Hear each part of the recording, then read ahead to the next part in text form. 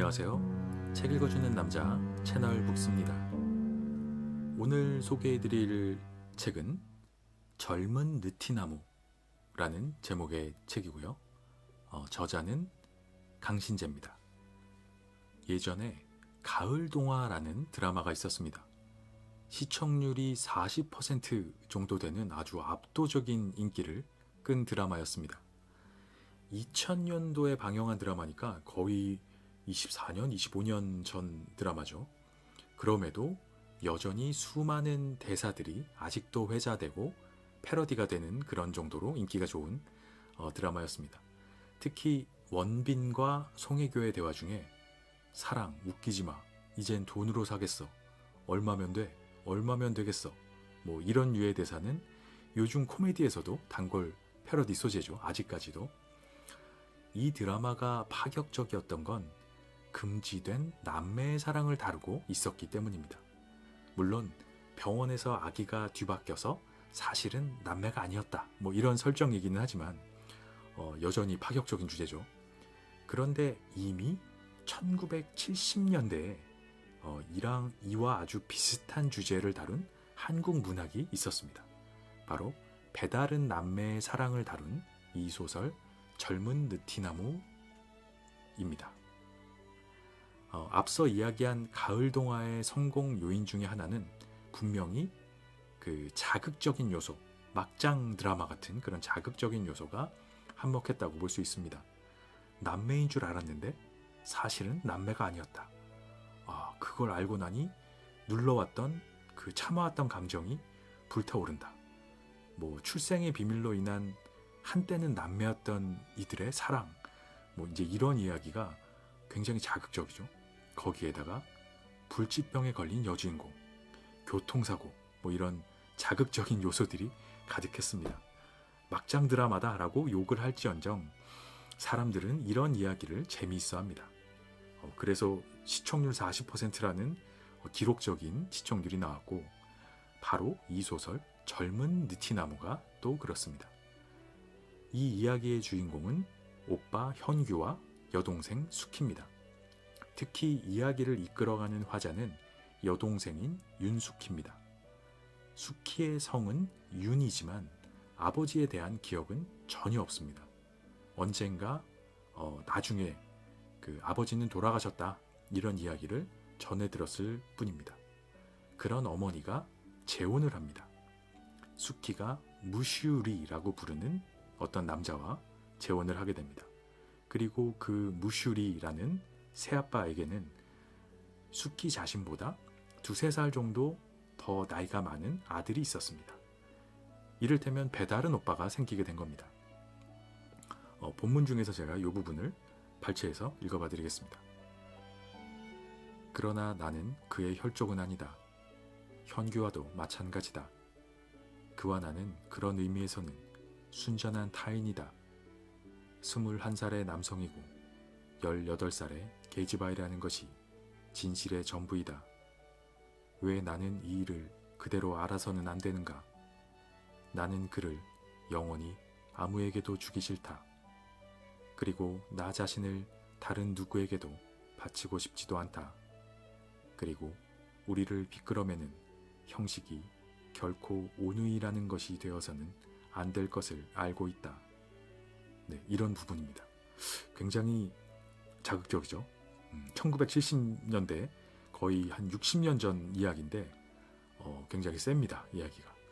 18살의 여고생 수키에게 21살의 물리학 전공의 수재이면서 운동에도 소질이 있는 대학생 오빠 형규가 생긴 거고, 아주 묘한 감정이 드는 대상입니다.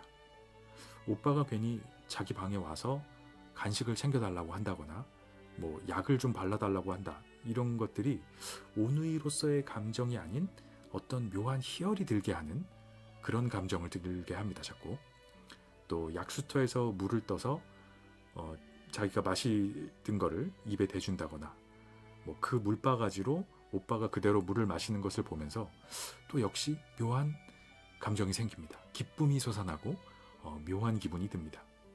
그런 오빠에게 부인이 생긴다는 상상만 해도 기분이 우울해집니다. 막 질투심이 불타오르고, 수키는 자신뿐 아니라 오빠도 분명 자신에게 그런 감정이 있다는 사실을 어렴풋이 짐작하고 있습니다. 그래서 자신을 좋아하는 오빠의 친구이자 아주 부유한 장관집 아들 지수의 연애 편지를 그 오빠 형규가 보란 듯이 밖에다 내어놓습니다.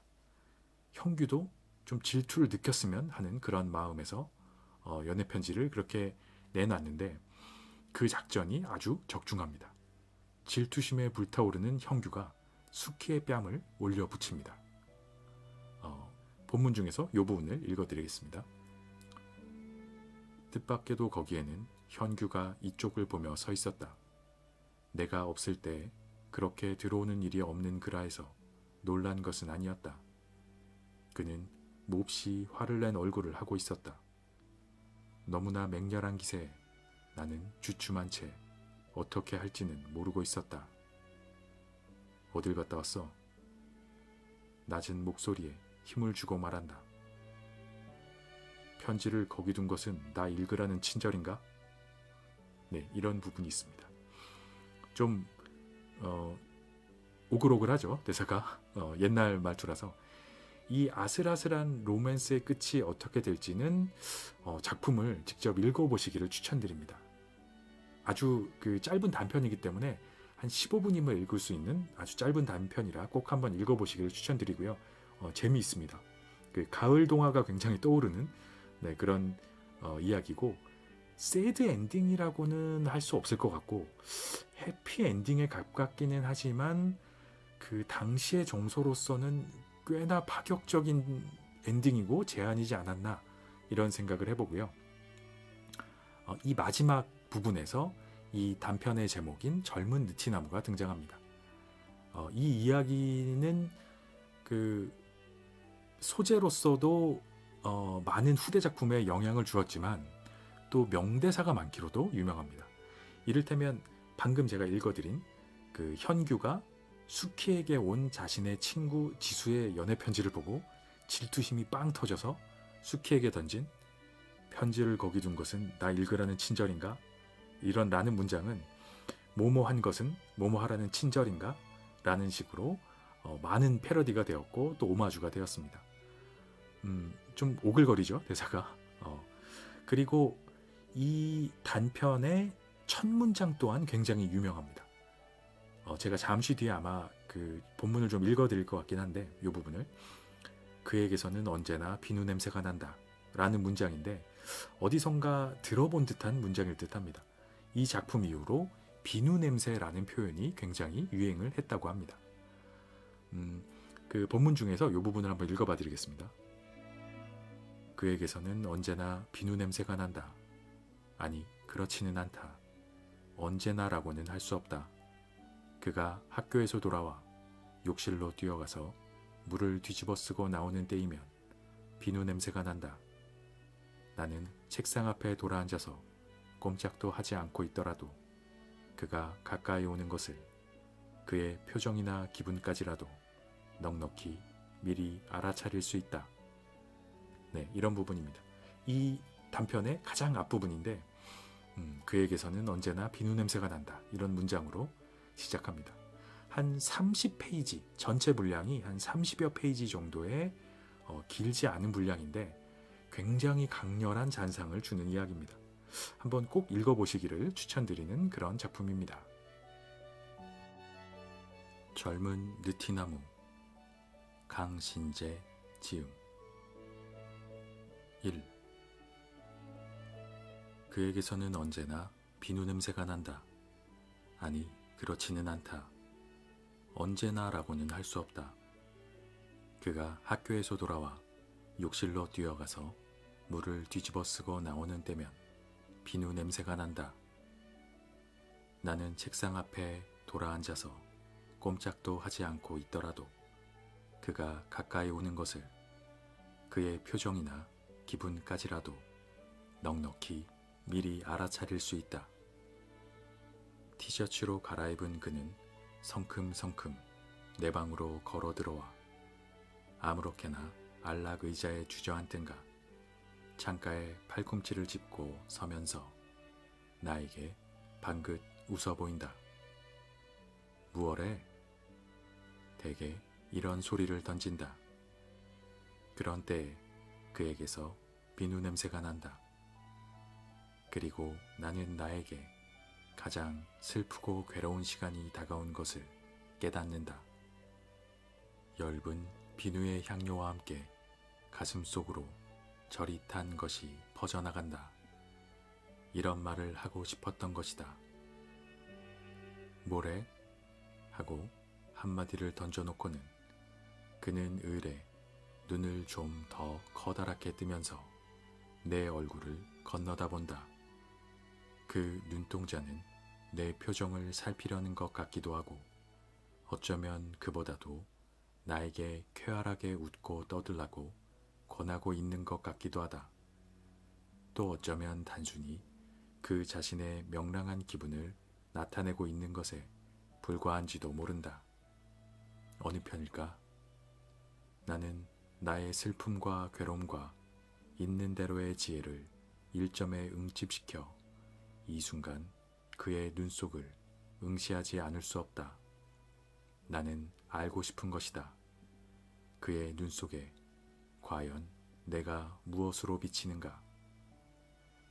하루해와 하룻밤 사이 바위를 씻는 파도 소리같이 가슴에 와 부딪히고 또 부딪고 하던 이 한 가지 상념에 나는 일순 전신을 불살라 본다. 그러나 매일 되풀이하며 애를 쓰지만 나는 역시 알 수가 없다. 그의 눈의 의미를 헤아릴 수가 없다. 그래서 나의 괴로움과 슬픔은 좀 더 무거운 것으로 변하면서 가슴속으로 가라앉아 버리는 것이다. 그리고 다음 찰나에는 나는 그만 나의 자연스러운 위치, 그의 누이 동생이라는 표면으로 보아 아무 스스럼도 불안정함도 없는 나의 위치로 돌아가 있지 않으면 안 될 것을 깨닫는다. 이제오? 나는 이렇게 묻는다. 그가 원한 듯이 아주 쾌활한 어투로.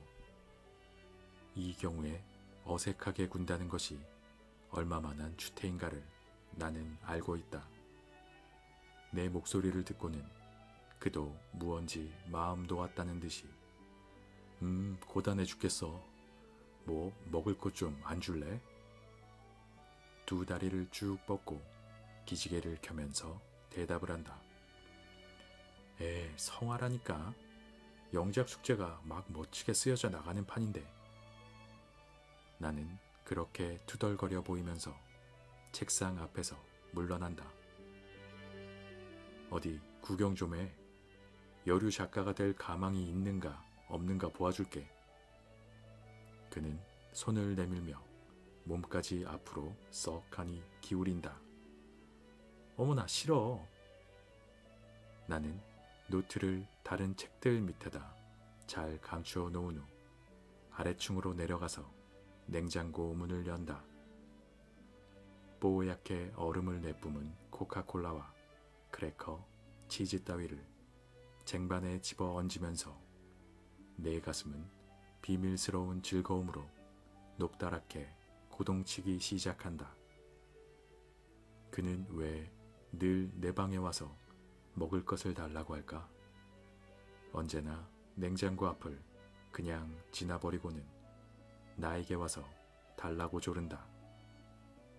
어떤 게으름뱅이라도 냉장고 문을 못 열 까닭은 없고 또 누구를 시키는 것이 좋겠다면 부엌 사람들께 한마디 하는 편이 나을 것이다. 군소리를 짓거려대거나 오래 기다리게 하거나 그러지 않더라도 줄곧 먹을 것을 엎지르거나 내려뜨리거나 하는 나를 움직이기보다는 쉬울 것이 확실하다. 어쩐 셈인지 나는 이런 따위의 일이 참말 서툴다. 좀 얌전하고 재빠르게 보이려고 하여도 도무지 그렇게 되질 않는다. 쟁반을 들고 돌아와 보면 그는 창밖의 덩굴 장미깨로 시선을 던지고 옆 얼굴을 보이며 앉아있다. 무엇을 생각하는지 내가 곁에 있을 때는 보이지 않는 조용히 가라앉은 눈초리를 하고 있다. 까무레한 피부와 꽤 센 윤곽을 가진 그의 얼굴을 이런 각도에서 볼 때 나는 참 좋아진다. 나에게는 보이려 하지 않는 혼자만의 표정도 무언지 가슴에 와 부딪는다. 그의 머리통은 아폴로의 그것처럼 모양이 좋다. 아주 조금 곱슬거리는 머리카락이 몇 올 앞이마에 드리워 있다. 곱슬머리는 사납다던데. 언젠가 그렇게 말하였더니 아니 그렇지 않아 수키, 정말 그렇지 않아 하고 그는 진심으로 변명을 하려 드는 것이었다. 나는 그저 농담을 하였을 뿐이었는데 오늘도 그는 그렇게 내 방에서 쉬고 나더니 전구 칠까? 하며 자리에서 일어섰다. 아니 참, 내일부터 중간 시험이라고 하지 않았던가? 괜찮아, 그까짓 거. 사실 시험이고 무엇이고 없었다. 나는 옷 서랍을 덜컹거리며 흰 쇼트와 감색 셔츠를 끄집어내었다. 괜히 낙제하려고 하면서도 그는 이내 라켓을 가지러 방을 나갔다. 햇볕은 따가웠으나 나뭇잎들의 싱싱한 초록 사이로 서늘한 바람이 지나가곤 한다. 우리는 뒷산 밑 담장께로 걸어갔다. 낡은 돌담에 좀 허수룩한 귀퉁이를 타고 넘어서 옆집 코트로 미끄러져 들어간다. 옆집이라고 하는 것은 구 왕가에 속한다는 토지의 일부인데 기실 집이라고는 까마득히 떨어져서 기와집이 두어 채 늘어서 있고 이쪽은 휘영하니 비어있는 공터였다. 그 낡은 기와집에 사는 사람들은 이 공터를 무슨 뜻에서인지 매일 쓸고 닦고 하면서 장판처럼 깨끗이 거두어오고 있었다. 아깝기실이 테니스 코트나 만들면 좋겠는데 그러면 어떨까? 어느 날 돌담에 가 걸터 앉아서 내려다보던 끝에 그런 제의를 했다. 처음에는 그는 움직이려 들지 않았으나 결국 건물께로 걸어가서 이야기를 해보았다. 이튿날 우리는 석회를 들고 가 금을 그었다. 또 며칠 후에는 네트를 치고 땅을 깎아내어서 아주 정식으로 코트를 만들어버렸다. 그렇게까지 할 줄은 몰랐을 주인이 야단을 치면 걷어버리자고 주춤거리며 일을 했는데 호호백발의 할아버지인 그 집 주인은 호령을 하지 않을 뿐더러 가끔 지팡이를 끌고 나와 플레이를 구경하는 것이었다. 이렇게 나이 많은 노인네의 표정은 언제나 나에게는 판정하기 어려운 것이지만 특히 이 할아버지의 경우는 그러하였다. 구태여 말한다면 웃고 있는 것 같기도 하고 신기해하고 있는 것 같기도 했지만 또 동시에 하늘 밖의 일을 생각하는 듯 아득해 보이기도 하였으니 기묘했다.